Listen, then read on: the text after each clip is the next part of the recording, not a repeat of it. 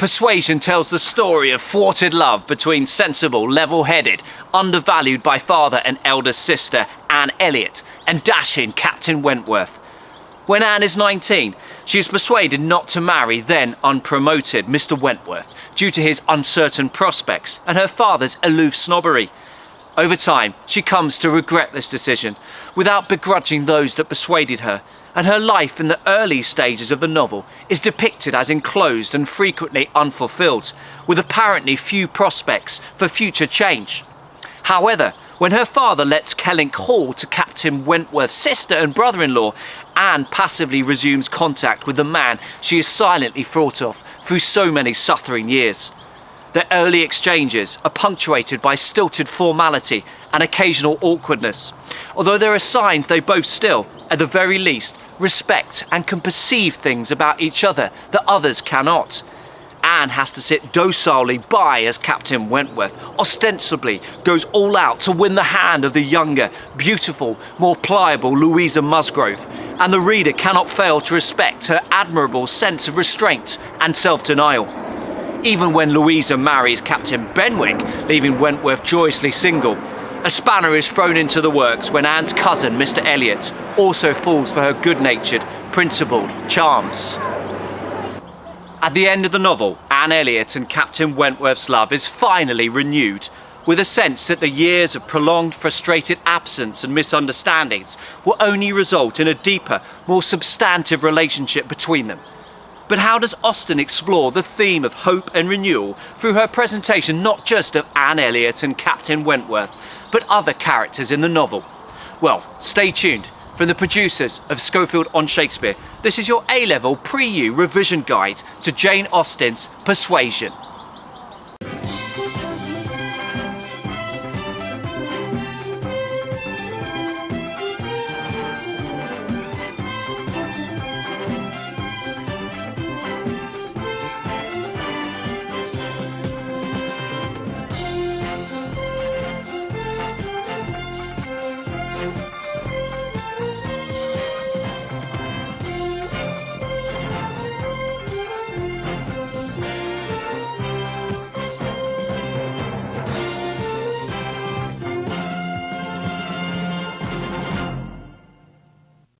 Persuasion was written nearly 200 years ago in 1916, and it is important to stress the narrowness of opportunities for women during this period.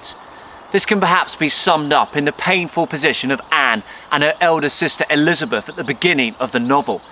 Aged 27 and 29 respectively, and unmarried, their father's estate will pass to an insolent male cousin on his death, due to a patriarchal law preventing women from owning or inheriting property. The same situation is explored with greater alarm in Pride and Prejudice, with Mrs. Bennet desperate to marry off her multiple daughters to avoid future penury. And although Austen chooses not to explicitly question the rights and wrongs of such a system, it does provide a snapshot of women's dependence on men during this period. Hence, there is a fear of slowly fading hope as the narrator describes Elizabeth Elliot's situation at the age of 9 and 20. She was fully satisfied of being still quite as handsome as ever, but she felt her approach to the years of danger and would have rejoiced to be certain of being properly solicited by Baronet Blood within the next 12 months or two. It is the use of the passive tense in being solicited that is most revealing in this quotation. As Maggie Lane writes in Jane Austen's World, the life and times of England's most popular author, within courtship, a woman's role was purely passive. To respond to a man's attentions before his intentions were known was to risk the ridicule of other people or the pain of disappointment. So she must appear hardly to notice, and certainly to attach no significance to male attentions until the moment of proposal. There is an alarming paradox at play here. Without a husband within the next few years, Elizabeth Elliot faces barbed society's scorn and comparative poverty. There can be nothing of more significance to her own future well-being, yet as a woman, she has to sit back and simply wait for her well-maintained but surely fading appearance, her well-bred manners and character charms to prompt action on the part of a man. She cannot solicit. She must be solicited, and although the crisply alliterative phrase Baronet Blood humorously satirises her snobbery and hence reduces the reader's potential sympathy for her situation, the fact remains that without the prospect of marriage, there is little hope in the long term for Elizabeth to have a fulfilling future. Elizabeth and Anne Elliot may not have time on their side in their quest to attract an eligible husband and secure an ideally fulfilling future.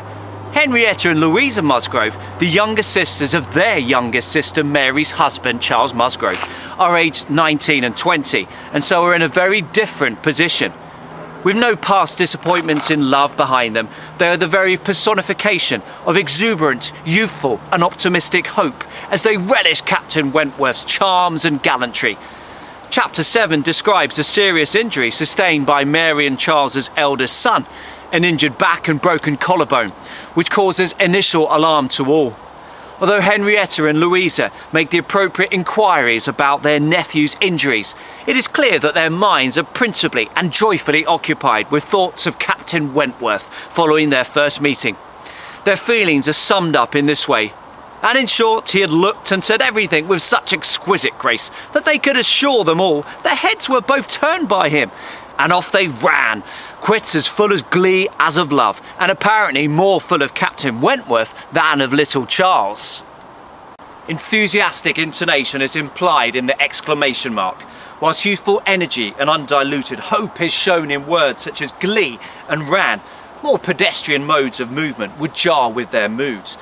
This unadulterated interest in this attractive older man continues throughout their interactions.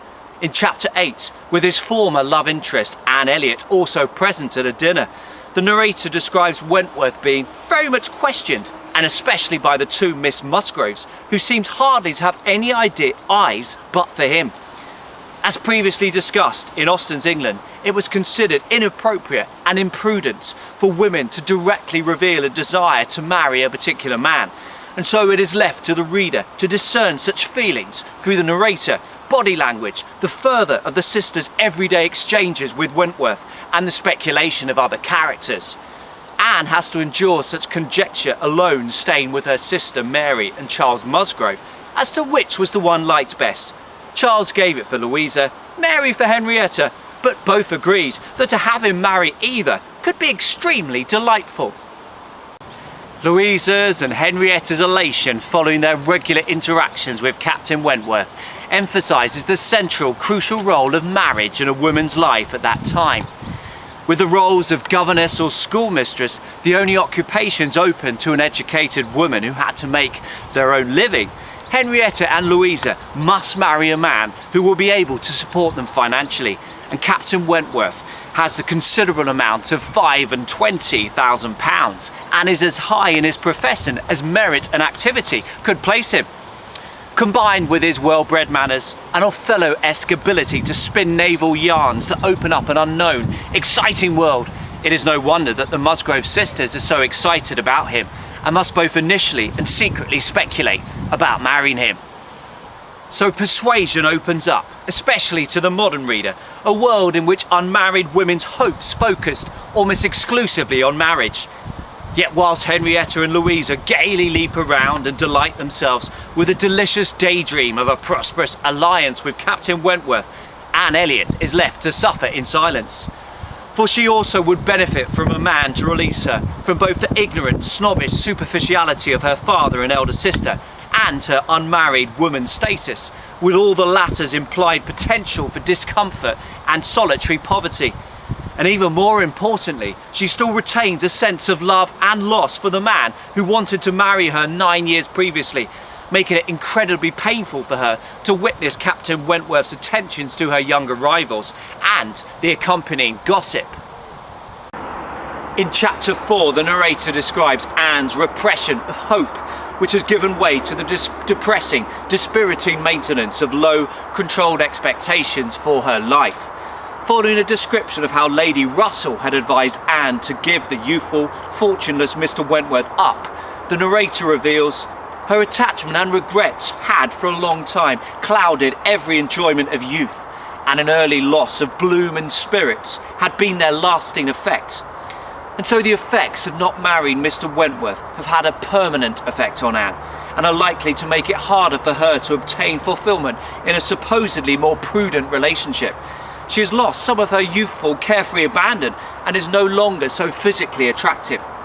Austen goes on to show how society is set up to make it much harder for women to recover from disappointed hopes. Whereas Wentworth as a man would have been able to distract himself from his loss through naval travel and far greater freedom to move between different social circles, Anne had been too dependent on time alone. No aid had been given in change of place or in any novelty or enlargement of society. This quotation may refer specifically to Anne Elliot, but it also sums up the narrowness of women's lives and spheres in general at this period. Whether awaiting a proposal from a man which may or may not be forthcoming, or recovering, as in Anne's case, from an unsuccessful courtship, she will more than likely have to staidly stew in the same surroundings. Whereas even poorer men could afford to travel on the public stagecoach, this was rarely resorted to by gentlewomen. In every way, men had the advantage over women in terms of mobility. Jane Austen herself was often obliged to wait until it was convenient for a brother to escort her home from a family visit. Anne Elliot clearly desires the self-discipline to repress her own feelings and hopes for a renewed intimacy with Captain Wentworth in the early stages of the novel. Following her first meeting with him in Uppercross Cottage, her relief betrays signs of lingering, heartfelt emotion. She has certainly not got over the only love of her life. Nonetheless, during their subsequent meetings, there are hints that the pair may still care for each other, providing a glimmer of hope that their relationship may be renewed in the future, in spite of the conflicting forces of Henrietta and, more importantly, Louisa Musgrove on one side and Lady Russell and to a lesser extent her father on the other. In chapter 7, Captain Wentworth talks openly of his desire to marry. Following some light-hearted remarks about requiring a little beauty and a few smiles and a few compliments to the Navy, the narrator provides the omniscient insight that Anne Elliot was not out of his thoughts when he more seriously described the woman he should wish to meet with. A strong mind with sweetness of manner made the first and the last of the description. The phrase strong mind is open to interpretation, but surely suggests that Wentworth values women with established morals and principles, with substance, with intelligence, which would exclude, for example, both Anne's sisters, Mary for her ceaseless whinging and whining, and Elizabeth for her vacuous snobbery. Is Wentworth implying that Anne failed to demonstrate a strong mind by allowing herself to be persuaded against marrying him all those years previously? Or is he more generally referring to her integrity, which unfortunately for him resulted in her ceding to society's and Lady Russell's cautions? Irrespective of Wentworth's meaning when using this phrase, it does suggest that he remains affected by his past relationship with Anne and has not been able to completely shake off past memories and influence. Further hope for a renewed relationship is shown when in chapter 8 Anne critically assesses other couples and compares it with her own past relationship with Wentworth. With a large party present in the Uppercross drawing room, Anne feels that, with the exception perhaps of Admiral and Mrs. Croft, Anne could allow no other exceptions, even among the married couples. There could have been no two hearts so open, no tastes so similar, no feelings so in unison, no countenances so beloved. The flowing use of anaphora, as seen in the almost poetic repetition of no two hearts, no tastes, no feelings, and no countenances, emphasises just how well suited Anne and Wentworth were, and perhaps still are, increasing the sense of despair and frustration at their current cold impasse. Yet, paradoxically, with this despair remains hope, for if Anne's assessment is accurate, and their relationship was indeed as described, then there must surely be the possibility of it being well worth attempting to reignite the flames of their past passions. Another sign of hope for a renewed relationship is seen in the fact Anne has retained a minutely perceptive awareness of Wentworth's body language. During a conversation about a fortunately deceased, utterly useless Musgrove brother, Anne discerns a momentary expression in Captain Wentworth's face at this speech, a certain glance of his bright eye and curl of his handsome mouth, which convinced Anne that he had probably been at some pains to get rid of him, but it was too transient and an indulgence of self-amusement to be detected by any who understood him less than herself. So after all these years apart, Anne is still able to pick up on the subtlest of expression changes from the man she once loved so much, and interpret them accurately in a way that others cannot. This intuitive understanding of Wentworth's body language and character hints at the possibility of a fulfilling future relationship, and is seen once again in chapter 10. A group have taken a walk and ended up at Wentworth, home of the Musgrove's cousins and social inferiors. Mary petulantly refuses to go in and voices her objections to having such connections to Captain Wentworth, presumably thinking that in doing so she is emphasising her own respectability and social dignity. Anne watches Wentworth's reaction closely. He gave an artificial assenting smile, followed by a contemptuous glance as he turned away, which Anne perfectly knew the meaning of. Anne reads Wentworth perfectly, at least when he is in conversation with other people, and in this example spies his scorn for her sister's snobbery. Wentworth, for his part, clearly retains a great deal of respect for her character. In chapter 12, Louisa Musgrove lies insensible following an ill-conceived leap from a coastal path. Wentworth blames himself for her life-threatening injuries and perilous state, and feels that one person must stay behind to look after her. But if Anne will stay, no one so proper, so capable as Anne. The adjectives proper and capable show his esteem for Anne's ability not just to competently care for someone, but also his belief that she can remain unflappably calm in difficult circumstances. These adjectives are intensified with the repeated adverb so, which gives an enthusiastic, almost emotional edge to his recommendation. Respect is also seen later in the same chapter when he asks Anne's advice about how to best communicate the news of Louisa's injury to her parents. Speaking to her in a low, cautious voice, he says, "I have been considering what we had best do. I have been thinking whether you had not better remain in the carriage with Henrietta while I go in and break it to Mr. and Mrs. Musgrove. Do you think this is a good plan?" The pronoun we gives Anne an involvement, sense of importance, and at least the impression of equality in decision making that is completely denied her in her own family, as best summed up in Elizabeth's callous, unthinking remark that nobody will want Anne in Bath. Wentworth's level-headed, non-rhetorical question gives Anne a voice, and although it is phrased in a way which probably doesn't provide an easy opportunity for contradiction, shows that he values her reassurance. Indeed, his reasoned control of the situation is similar to Anne's composed command in difficult situations such as her nephew's broken collarbone or immediately following Louisa's fall, leaving the reader to come to the conclusion that a renewal of their past relationship would be apt indeed. In Volume 1, brief conversations during crises aside, Anne and Wentworth's frozen, frigid, doused with awkwardness exchanges give either side little indication that a renewed relationship between them may be a possibility. Yes, the reader may come to a different conclusion by considering Anne's evaluation of their past relationship, her intuitive understanding of Wentworth's character, his specifications for a wife and his respect for her.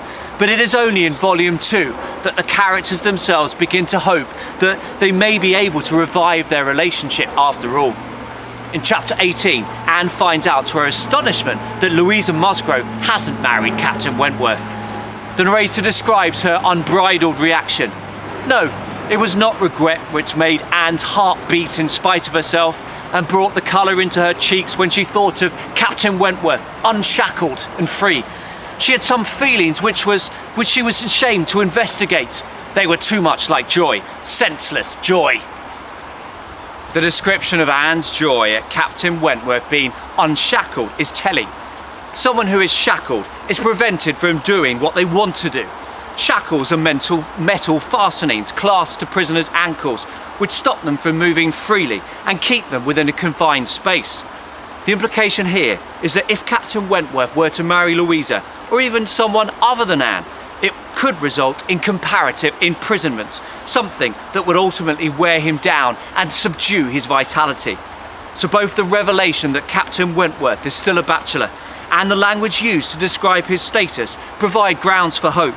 If a lifetime relationship with Louisa, as opposed to a naughty, reckless flirtation, can be said to result in constricting emotional drudgery, that must by contrast give hope to someone who can provide liberating support and strength of mind.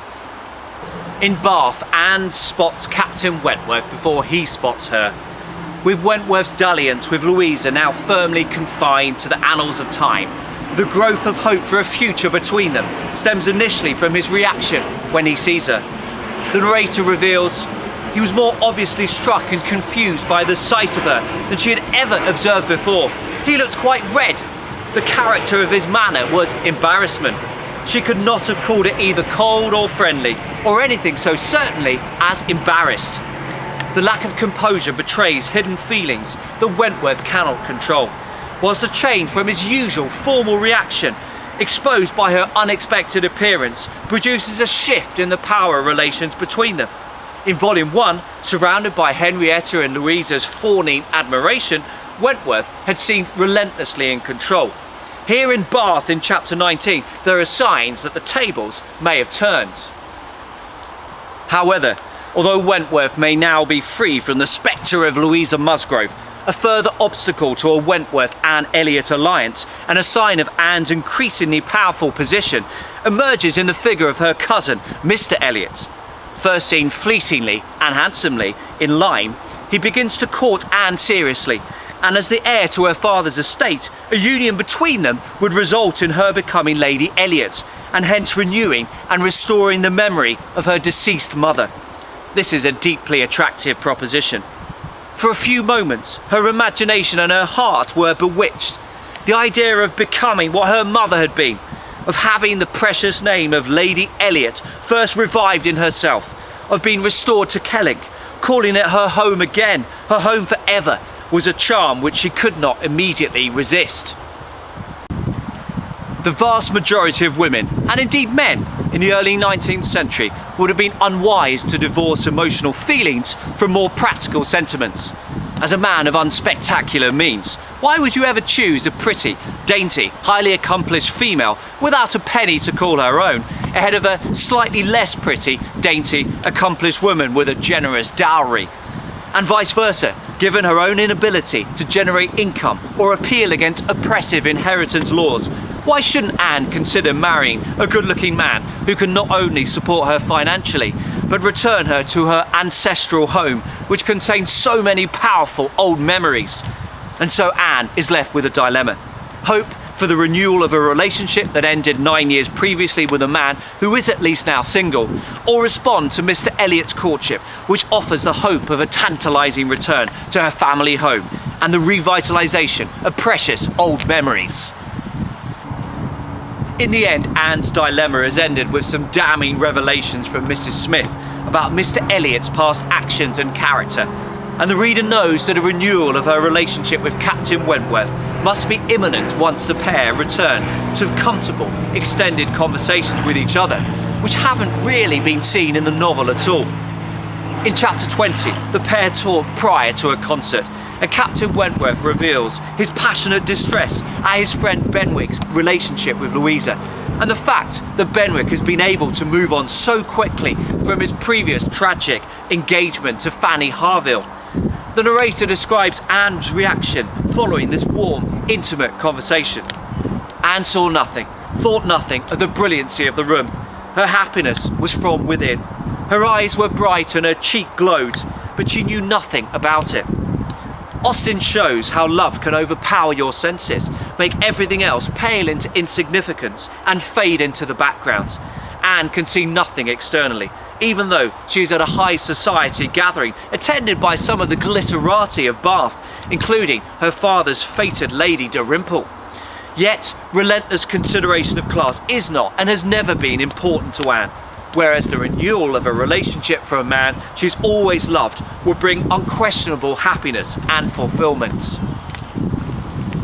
So what is Austen saying about hope and renewal in Persuasion? Well, she shows how unmarried women's hopes centre squarely on marriage, with subtly subversive hints of the pressure and unhappiness this can place on older women. By older, I mean those who are quite past it, in their late 20s and beyond. Within the relationship of Anne Elliot and Frederick Wentworth, she shows how feelings of genuine love can prevail against unspoken misunderstandings, disapproval from interested parties, and jostling competitors also keen to secure a marriage. Austen suggests that it can be well worth renewing the right relationship, one that is based on mutual respect, understanding, and grounded in firm morals. For in spite of her haughty, dismissive attitude towards her sister, it is Elizabeth, not Anne Elliot, who ends the novel with far less certain grounds for hope for the future. In chapter 24, the narrator describes how Elizabeth's hopes for a prosperous, society-affirming match have disappeared, and at the time of writing, no one of proper condition has since presented himself to raise even the unfounded hopes which sunk with Mr. Elliot.